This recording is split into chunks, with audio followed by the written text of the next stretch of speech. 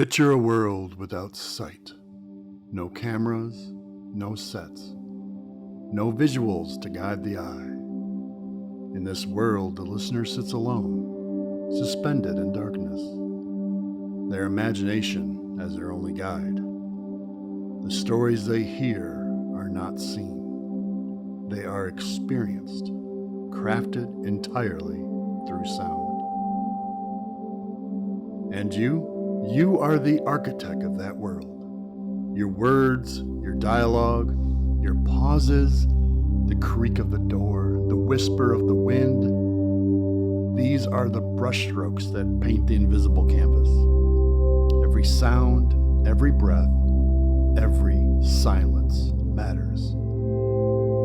But beware, writing for the eyes will betray you here. A raised eyebrow, a fleeting glance, a descriptive paragraph, all meaningless. The listener cannot see, they can only hear, and what they hear will shape their reality.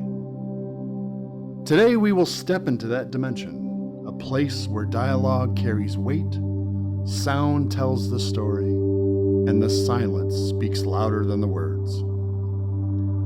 A world where imagination is the stage, and the microphone is the only window.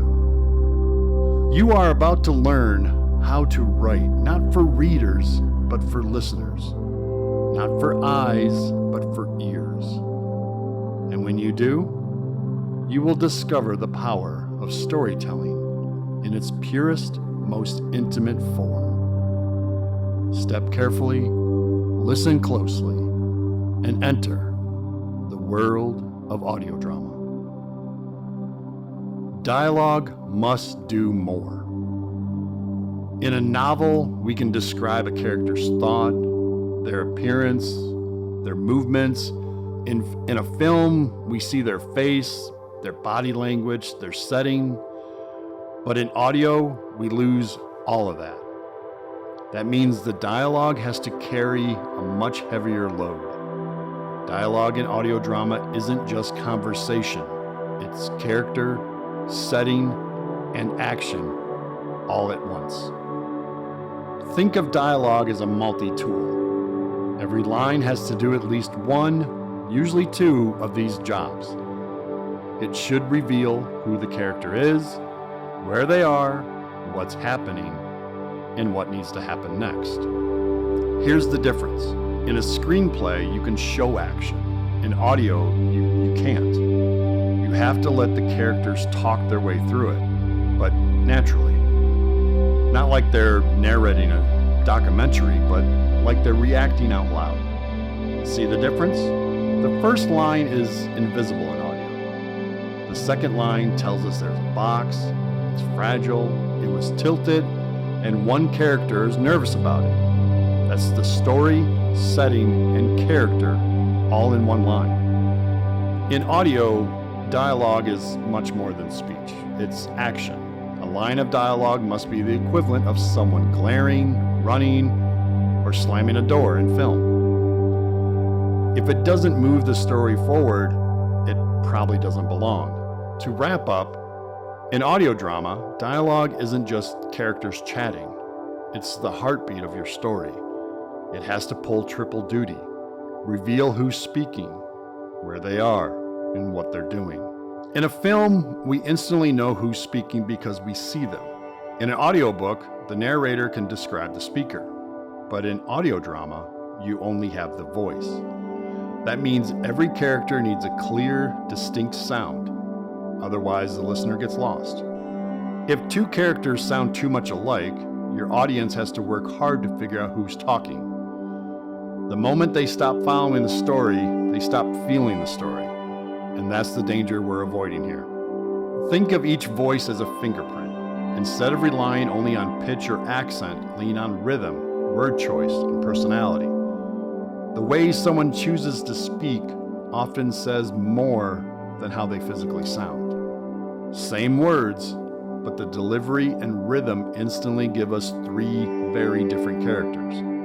This is how we avoid confusion and make every voice memorable. A common beginner mistake is stuffing characters' names into every line to remind the audience on who's speaking, but that feels clunky and unnatural. The goal is for your audience to know who's speaking by tone, rhythm, and phrasing, not by constant name tags. To recap, in audio drama, a character's voice is their identity. If your characters sound distinct, your story flows smoothly and your audience stays engaged. If not, you risk losing them entirely. Now we come to one of the most common problems in scripts: exposition dumps. That's when characters stop the story dead just to explain things to an audience. In a novel, you can slip in backstory through narration. In film, visuals and flashbacks can carry the weight. But in audio, if you're not careful, your characters start sounding like Wikipedia entries, and that kills immersion. The issue isn't the information itself, it's how it's delivered. Listeners can feel when dialogue exists only for their benefit, not the characters. That breaks the illusion and makes everything feel staged. Nobody actually talks like this. If Claire already knew, why would the other character say it out loud? This is dialogue written for the audience's benefit, not the characters. And listeners can smell that a mile away. Notice the difference. Same backstory, we know there was a war. We know the family is struggling, but it's revealed naturally through conflict. The characters are speaking to each other, not the audience. Think of exposition as seasoning, not the main dish. Sprinkle it in where it feels motivated, an argument, a discovery, a secret finally coming out.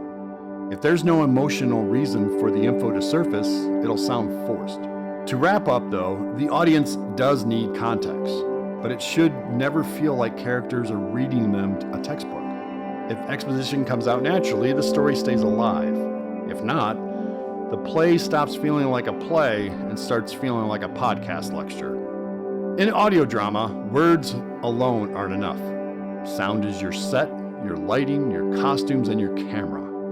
It builds a world your characters live in. If you lean only on dialogue, your script will feel thin. If you weave in sound, the world becomes alive. Think about how much of life you can hear without words. The creak of a floorboard tells you someone's coming. The hum of a fridge tells you it's midnight in a kitchen. Silence tells you something has just changed. Every sound carries meaning. This is a core principle. Never waste dialogue on describing what the sound design is already giving the listener. Instead, let the characters react to it. That way, sound and speech work together instead of duplicating each other. Notice how each of these sounds carries story. A dropped glass isn't just noise, it's emotion. Silence isn't empty, it's heavy. Your soundscape isn't background decoration, it is the story.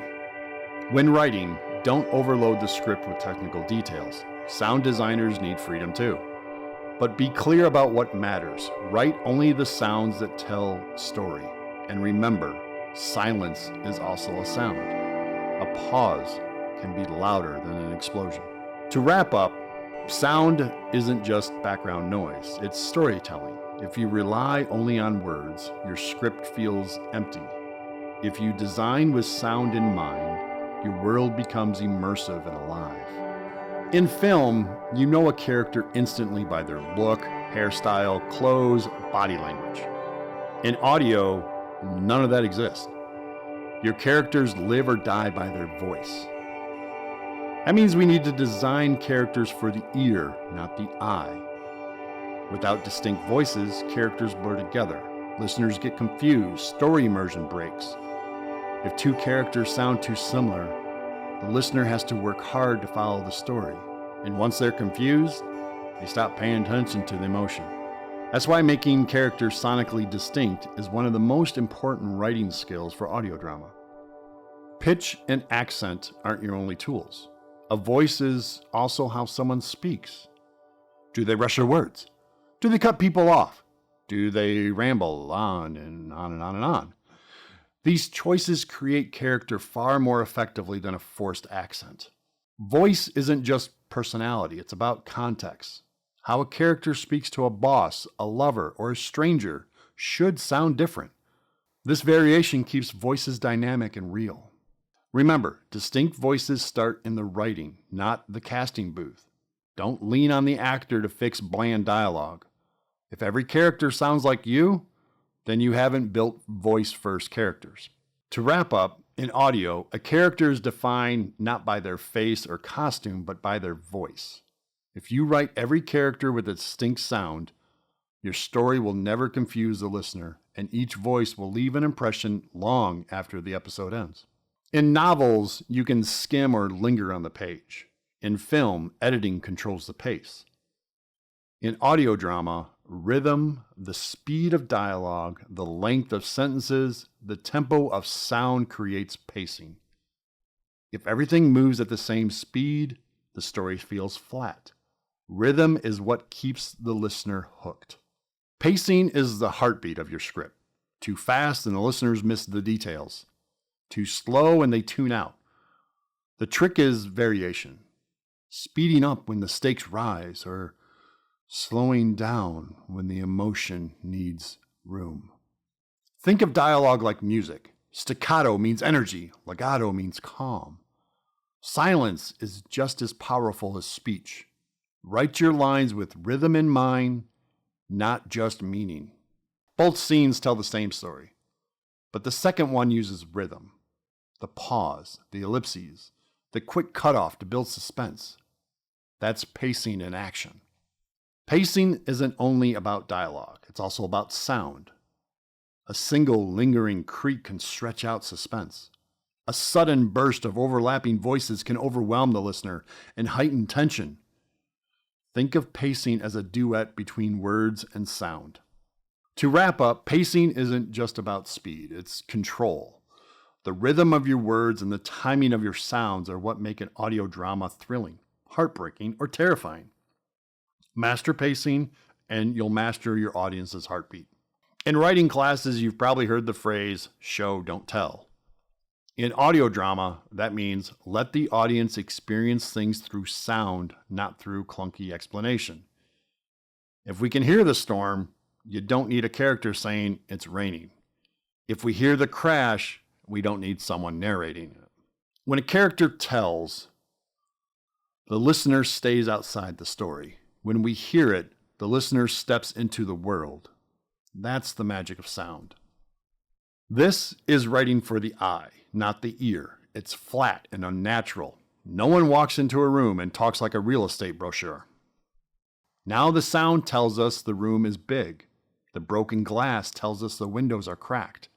The echo tells it's cold and empty. The dialogue isn't describing, it's reacting. Much more natural, much more immersive. The audience is smart. If they hear footsteps echoing in a cave, they know we're in a cave. You don't need a character to say, we're in a cave. Your job is to guide their imagination, not hand them a blueprint. To wrap up, in audio drama, the listener's ears are the camera. If they can't hear it, you don't need to say it. The strongest scripts are the ones that let the sound do the talking. In everyday life, silence can be awkward, tense, comforting, or terrifying, depending on the situation. In audio drama, silence is one of your strongest tools. It's not dead air. It's the beat that makes the listener lean in. Think of silence as punctuation, just like a period or a comma. It controls rhythm. If you rush nonstop, the audience drowns in noise. But when you pause, you give them space to feel. All jammed together, right? No time for tension, no room to breathe. It's all information, no suspense. Here, the silence is the suspense. The pause after "that wasn't thunder" makes the listener's heart skip. The silence is the scare. Not all silences are the same. Some build fear, some hold emotion, some slam a door on a scene. Think carefully about what kind of silence your story needs. Silence is sound shadow. It's what makes everything else pop. When you write for audio, don't fear silence, use it. In audio drama, dialogue isn't alone. It lives with ambience, sound effects, foley, music, and silence. A great script anticipates how all these layers interact, so nothing fights for attention, and the listener always knows what's important. Think of audio as a painting. Dialogue is one color, sound effects are textures, music is the light, silence is the shadow. Layer them carefully, and the listener feels like they're inside the scene. Each layer serves a purpose. Ambience sets location, effects single action, dialogue tells story, music drives the mood, and silence gives breathing space. Good scripts treat these layers like instruments in an orchestra. Notice how each element adds information. The rain sets the atmosphere, the creak shows movement, the whisper tells tension, and the music underlines fear. The listener hears the entire scene without visuals. Writers don't just write words, you choreograph sound. Every cue should have a story reason, movement, location, emotion, or suspense. Layering turns a flat script into a living, breathing audio world. When you write with layers in mind, your listener isn't just following words, they're inside the story. In audio drama, tension isn't just what's happening, it's how the listener experiences it. Without visuals, every pause, breath, creak, and tone can ratchet suspense higher. Audio is intimate. When you whisper a threat, the listener's imagination does the rest. That makes suspense in an audio uniquely personal and terrifying. Tension is like a rubber band. Stretch it with silence and uncertainty, and then snap it with sound. The audience will feel every pull. Notice the buildup, echoing footsteps, whispering, pause, creak. The listener anticipates danger, then the bang hits. Tension peaks. Timing, sound, and dialogue create suspense, not description. Suspense is psychological. Your goal is to control the listener's attention and emotions, to make them anticipate, worry, and feel the story before anything is revealed. In audio drama, tension is heard. Your job as a writer is to manipulate timing, sound, and dialogue so the audience feels suspense before they even see anything, because they can't see anything.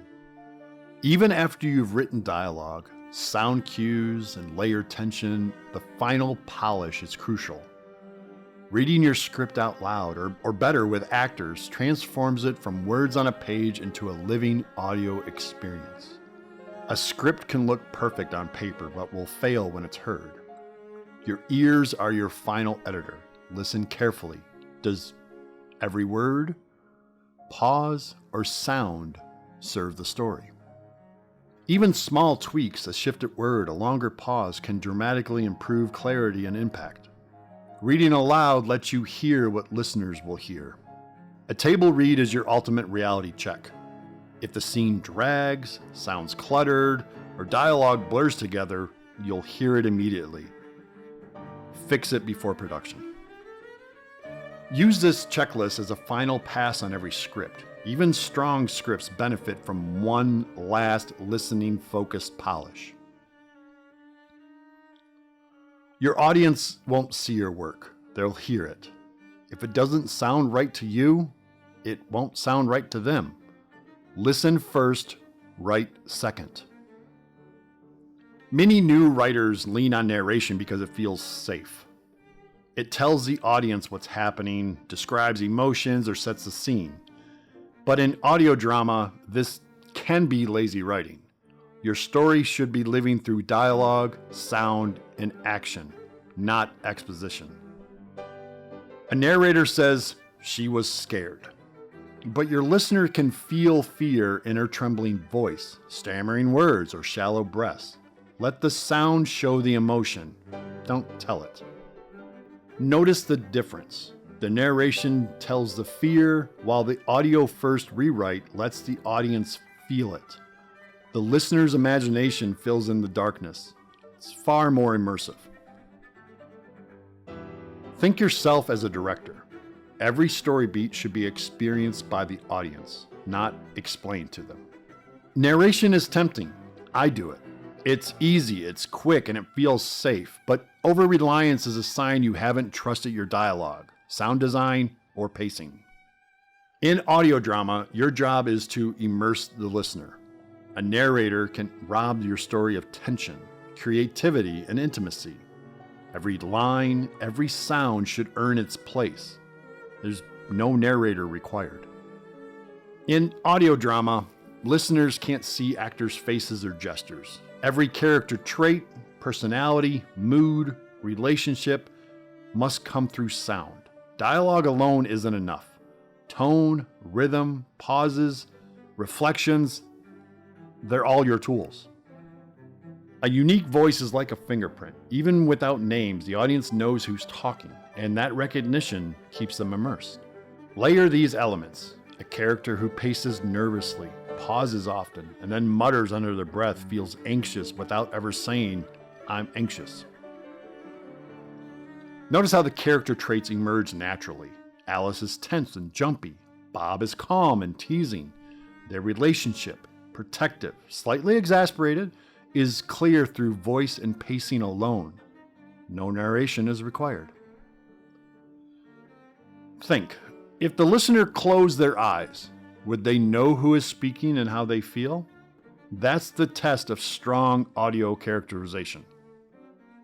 In audio drama, the strongest scenes aren't just dialogue or sound effects. They're a careful mix of character emotion, sound design, pacing, and tension.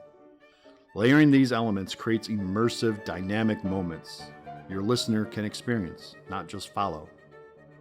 Think of each scene as a cake. Dialogue is the base, sound effects are the frosting, and the tension is the spice that keeps listeners coming back. Every layer must enhance the other. Each component must work in harmony. Too much dialogue can overshadow sound. Too much effect can drown out the story. Balance is key. Audio drama is unique, and certain mistakes appear again and again. Recognizing them early saves time, frustration, and keeps your listeners engaged. Writers, let me leave you with this. You're not just putting words on a page, you are building worlds that exist entirely in the imagination.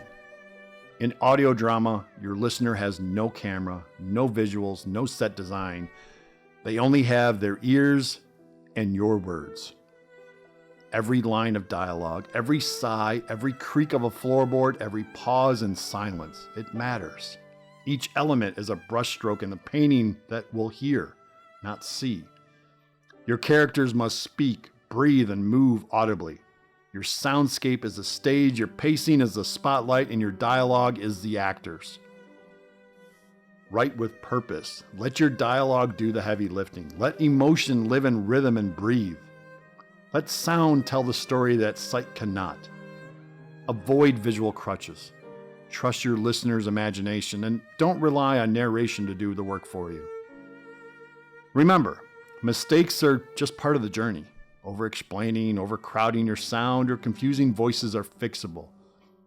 And learning to layer your scenes with tension, emotion, and sound will make your stories unforgettable. So lean into it. Let your characters speak. Let your scenes breathe. And let your imagination run wild. Write for the ears. And in doing so, you'll invite your listener to co-create the world with you. The microphone is your doorway. Your words are the map. Your sounds are the compass. And the listener, they are ready to explore. So pick up your pen. Grab your keyboard. Start layering sound and dialogue and bring your stories to life. Write boldly, write vividly, write for the ears. Because the world you create will live in the minds of everyone who listens. Now, go write something unforgettable.